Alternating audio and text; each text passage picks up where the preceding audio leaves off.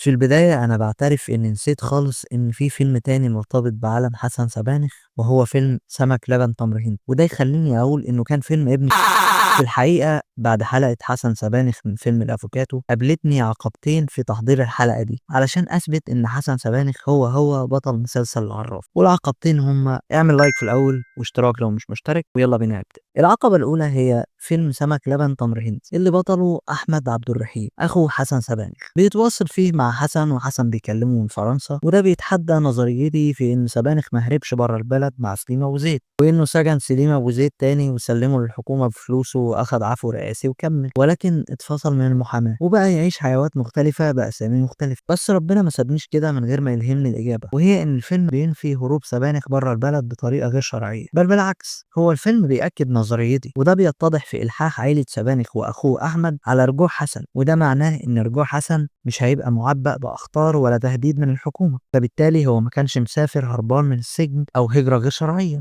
بس ظهر تساؤل هنا، ليه سافر فرنسا وأنا قُلت إنه بعد ما مراته وابنه اختفوا عنه خلعوه قرر يبقى محتال ويعيش بهويات مزيفة؟ الإجابة هي إنه سافر علشان يصدّر انطباع عند الناس إن حسن سبانخ هاجر برّه البلد ومش هيرجع تاني، علشان لو رجع في يوم من الأيام بهوية مختلفة ما حدش يعرف إنه سبانخ. والعقبة التانية اللي كانت بتتحدى نظريتي بالكامل هي إن مسلسل العراف ككل بيناقض كلامي. عنده دبلوم تجاره ما عندوش حتى ليسانس حقوق. اخر قضيه كان بيترافع فيها اخذ فيها المتهم براءه وهو اخذ 3 سنين سجن. بعد كده راح بورسعيد ادعى ان هو مقاول كبير.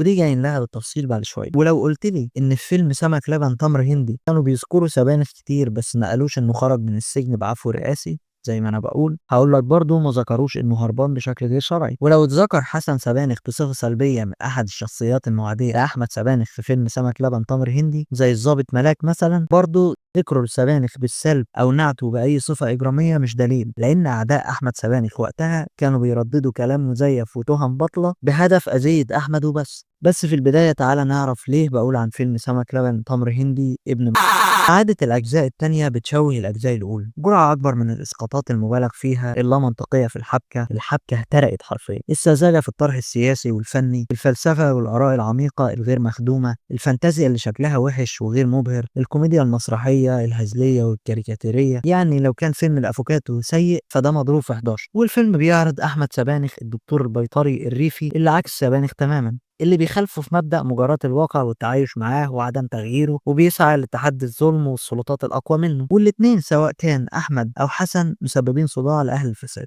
الفيلم ده لو فيلم مهرجانات فانتازي وخيالي وفلسفي وعميق أنا أتقبله جدا في حالة واحدة بس، لو كان مخدوم من ناحية تانية توازي كل ده. يعني إيه؟ يعني مجموعة نجوم شباك بقدر عادل إمام، مش مجرد محمود عبد العزيز الله يرحمه، او انتاج ضخم او ابهار بصري وجرافيك وصوره جذابه ولوكيشنز او مكياج كويس حتى في الجروح والدم او منطقيه في الحبكه او استعراضات او موسيقى تخطف او اي حاجه توازن. اصل النوعيه دي تمام، يعني في امثله كتير ناجحه عليها زي فيلم تاسك، زي فيلم بوز افريد، زي فيلم ريش، واللي برضه مش تفضيل الشخصي ولكن مبلوعه شويه. مش تعمل لي انهم ماتوا واحتاجوا يوسف داوود رايح وراهم الجنه يجيبهم بالعافيه يرجعهم الدنيا، وبعدين حماره حملت من انسان وخلفت انسان براس حمار. انا فاهم ان كل دي رمزيات، بس تفضيل الميتافور والمجاز على الحبكه والمنطق مش حجه ابدا لصالح العمل، بل هي حجه عليه. وابسط مثال فيلم ذا سابستانس مثلا، فيلم يقرف لانه كان بيفضل المجاز على المنطقيه، ولكن برضه لازال فيه اخراج جذاب وسرعه مبهره وحاجه تعوض. يا اخي ده لو بس كان حتى صوت عادل امام طلع في المكالمه كان ادى تقل للفيلم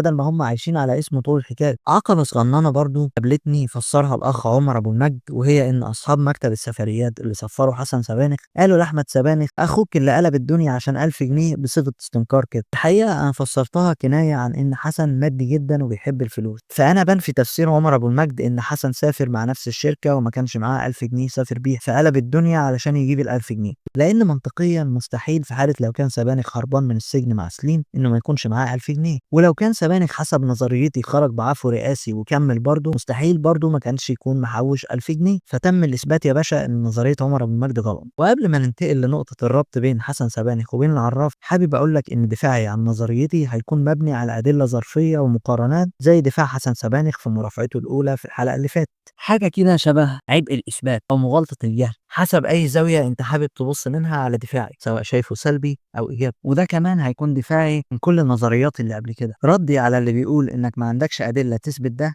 هو إن مفيش أدلة تنفي ده، لأن العوالم اللي بناقشها يكون فيها مجال نسبي للتشكيك والتكذيب. مش بقول زي ما أحد الأفاضل قال إن فلان ده أنا بفترض إنه جاسوس من دولة تانية ولا كائن فضائي متجسد. أنا مش بسرح بالمبالغة في النظرية للدرجة دي، بقول افتراض قابل للتصديق مفيش عليه أدلة تكذبه أو تدحضه. ففي عالم العراف النظريات هتكون استكمال لسلسلة الفوضى والعبثية ودلال أصحاب النفوذ على السلطات والحكومات والمحسوبية المفرطة والمبالغة في الفساد. وانت مش هتقدر تلومني علشان انا مش صاحب القصة الرئيسية، انا بمشي على نهج اللي ألفها. فبرضه هتضطر تلوم رأفت الميهي. رامي إمام بقى ويوسف معاطي والناس دول. اللي انا بعمله ده برضو اسمه مغالطة التوسيع او الكسرة. انا بعترف. مستغربة قوي يعني.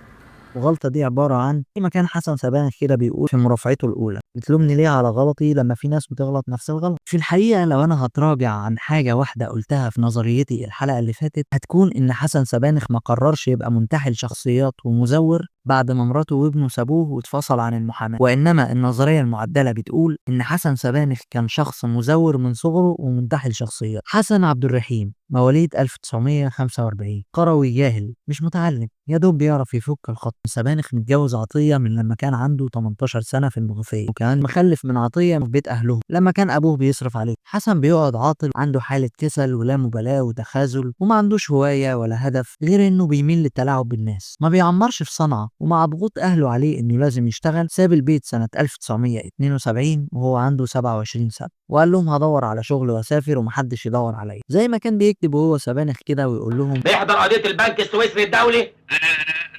بدأ رحلته مع التزوير، فزور شهادة دبلوم تجارة في البداية كتجربة أولى باسم أحمد سليم الفقي، وبعد كده تدرج في التزوير والمهن، وكان الحظ محالفه جدا وبيقابل ناس بيساعدوه. سنة 76 فتح مكتب محامي وهو عبد الحميد البكري في اسكندرية، وكأنه كان عايز يهرب من أصله واسم سبانخ اللي كان مربوط بيه بسبب أرض السبانخ اللي كان أبوه بيعزق وبيشتغل فيها بالأجرة. واتجوز واحدة اسمها عصمت، وبعد 3 سنين من ممارسة المحاماة بالانتحال والتزوير برضه اللي معرفش ازاي خالت على الحكومة، اتسجن 3 سنين أثناء مرافعته بعد ما برأ المتهم، وعصمت سابته وبعدها بيخرج من السجن بهوية عبد الحميد البكري قدام الحكومة، الهوية اللي الحكومة سمته بيها لما ما لقولوش اسم تاني معرفش ازاي برضه، بس تمام. وبيعيد حسن ترتيب أوراقه أول ما بيخرج من السجن سنة 82، وبيرجع لهويته الأصلية كحسن سبانخ، وفي خلال أيام بيضرب شهادة جديدة من كلية الحقوق جامعة القاهرة، وبرضه كارنيه نقابة جديد بتواريخ قديمة جدا، ويأجر ناس تعمل له دعاية وضجة باسمه، وناس تحكي حكايات وهمية عنه وعن مبادئه وعن قضاياه اللي كسبها للأغنياء وقضاياه اللي خسرها للفقراء. وبياخد مراته عطية من البلد ويفتح مكتب في القاهرة، وبياخد كمان أختها عصمت تسكن معاهم. عايزك تركز لأن في 2 عصمت في الحكاية. كل ده في خلال أسابيع، وصيته بيسمع، وكان بيرجع جوز أخت مراد من السعودية فبيقرر يشغله معاه في المكتب. أصبح سبانخ كأنه محامي بقاله 40 سنة، رغم إنه ما كملش سنة بس في القاهرة بالمكتب الجديد. سنة 83 بيبدأ يكمل كحسن سبانخ اللي شفناه في فيلم الأفوكاتو، لحد ما بيسافر فرنسا بعد الخروج من السجن بالعفو الرئاسي سنة 85. وبيسافر فرنسا وهو مقرر يرجع للتزوير والانتحال تاني. ولما بيموت أخوه أحمد سبانخ سنة 88 على إيد أحد الفسدة، بيقرر حسن يصدر إشاعة إنه مات في فرنسا زي أبوه ما مات في السفر قبل كده، وبيبعت جثمان متشوه لمصر على أساس إنه هو. وطلعت شهادة وفاة حسن عبد الرحيم، وانتهت أسطورة سبانخ قدام الناس. وبعد سنتين سنة 90 بالظبط رجع سبانخ مصر بعد ما كان نفذ عمليات نصب في فرنسا واترستق وغير سكنه وورقه بالكامل، وبيبدأ بشخصية جديدة في بورسعيد باسم عربي الكحكي، المقاول ورجل الأعمال. وبرضه اتقبض عليه واخد 3 سنين سجن بنفس اسم عبد الحميد البكري اللي ادته له الحكومه، وبيكمل على نفس النمط. وفي سنه 92 وهو في السجن بتموت عطيه طليقته وابنها في حادثه،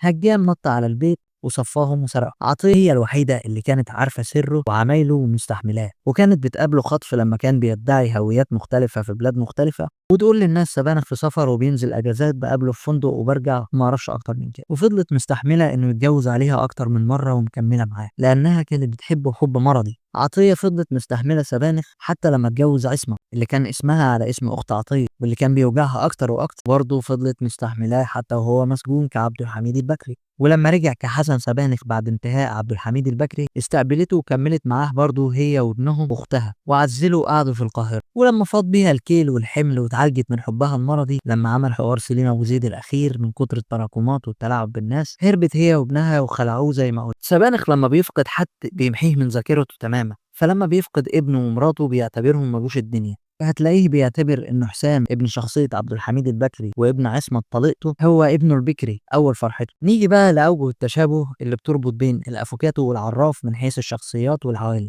حسن سبانخ متشابه مع عبد الحميد البكري او المدعو عبد الحميد البكري في ان الاتنين عندهم هوس بالتحايل على الناس والتلاعب بيهم، الاتنين بيحبوا يلعبوا ادوار مش ادوارهم، وده اللي بيظهر لما بيدعي سبانخ في احد المشاهد انه مفتش مصلحه السجون، او لما بيشتغل سواق التاكسي الغلبان ويقول له اطلع بينا على المحكمه ويخوفه، في الاخر هو كان عايزه يوصله بس مش اكتر. وكذلك العراف اللي بينتحل حوالي 100 شخصيه. سبانخ مهووس باسم سبانخ اللي كان لازق فيه، ولما تحول للعراف بقى بيردد اسم نبات وخضار مختلف علشان يتعود عليه، وهو الليمون بالنعناع. الاتنين متمسكين بالخطابات الطويله قبل اي موضوع علشان بتعزز الايجو بتاعه. الاتنين بيشترك عندهم الوازع الانساني، بينصب على الفاسدين بس مش بيجي على الفقير ولا على الغلبان. الاتنين محامين شاطرين وبيتحبسوا بعد ما بيترفعوا. الاتنين بيعرفوا يتكلموا فرنساوي وراحوا فرنسا. الاتنين عندهم نفس مبدأ ومغالطه التوسيع اللي اتكلمنا عنه من شويه، اللي هو زي ما انا بغلط انت بتغلط. اما العوالم فتقريبا نفس المبالغه المضحكه في الثراء والوسايط والمحسوبيه والنفوذ اللي بيوصل لحد الكونجرس.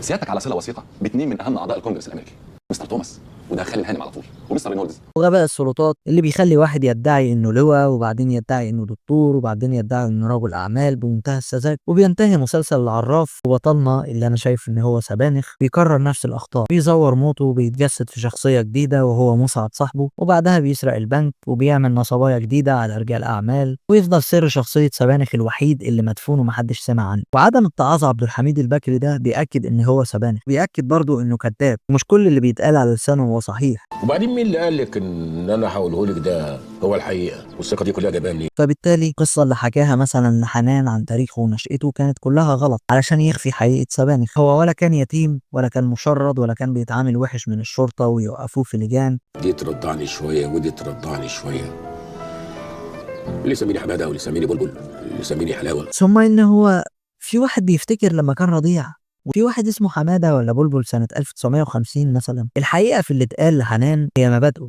والجزء الإنساني اللي فيه.